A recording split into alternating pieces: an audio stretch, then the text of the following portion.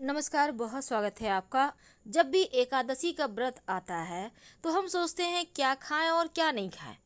देखिए, वैसे तो चावल, बैगन, मसूर की दाल जो कुछ ऐसी चीज़ें हैं जो जिसके बारे में हर कोई जानता है कि नहीं खाना चाहिए। लेकिन आज हम आपको विस्तार से बताएंगे कि आखिर विष्णु पुराण क्या कहता है।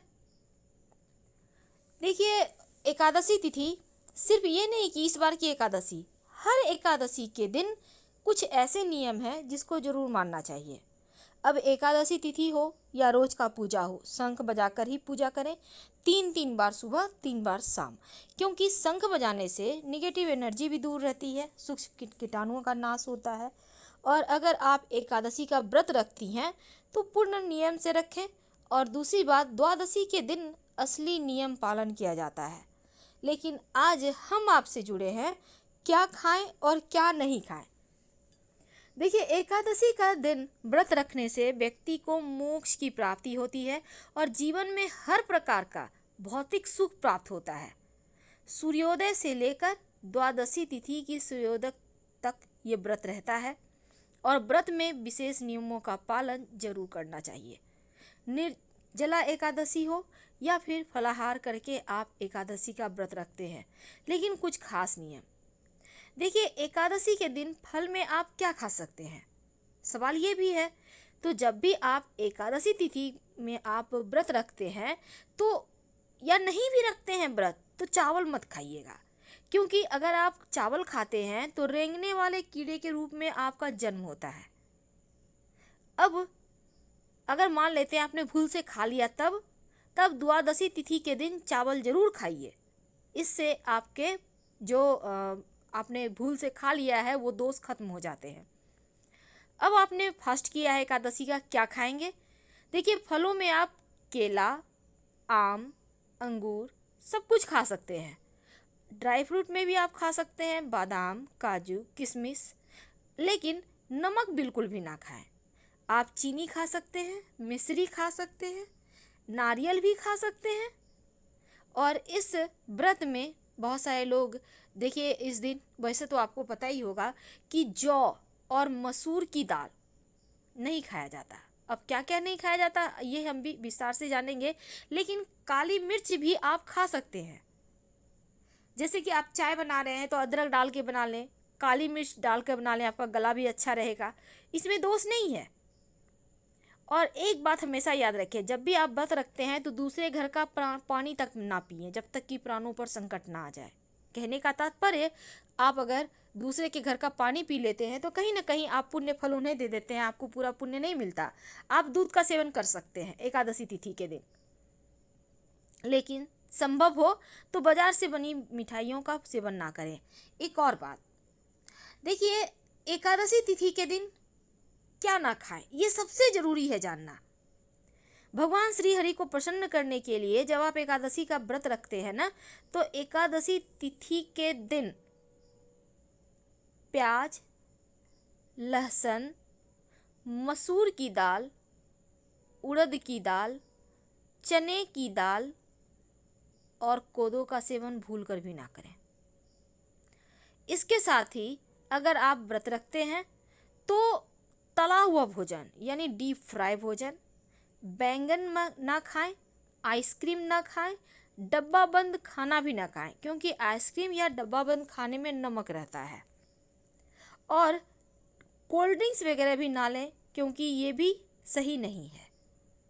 अब जैसे कि पैकेट में अभी बहुत सारे कंपनी फ्रूट जूस के नाम से बेचते हैं, लेकिन जहाँ तक संभव हो इसको लेने से बचें। और मसूर की दाल तो भूल कर भी मत खाइएगा, आप व्रत रखें या ना रखें। अब मूली भी नहीं खानी चाहिए।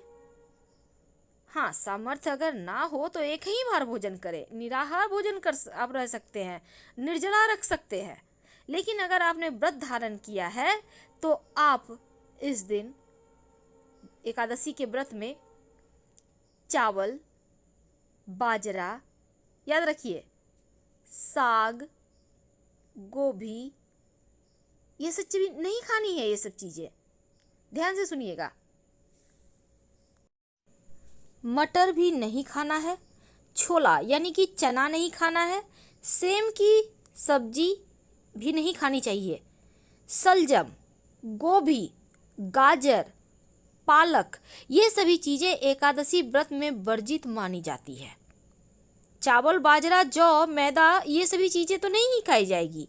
इसके साथ ही मेथी, हींग, सरसों, सौंफ, इलायची, इमली, लौंग, जायफल, ये सभी चीज़ें भी एकादशी व्रत में या फिर एकादशी के तिथि के दिन नहीं खाई जाती।